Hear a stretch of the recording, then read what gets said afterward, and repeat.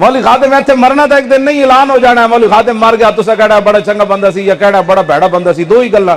या लोग कहना चंगा सी या भैड़ा, दरम्यान तो नहीं हो सकता भाई, सिर चंगा होवे तो टंगा गंदियां होवन, दो ही गल्लां किसी के बारे, या बंदा चंगा है या भैड़ा है। क्यों जी? हाँ तुसी कह जाना आ यार ठीक सी लेकिन बड़ा सख्त सी। क्यों जी?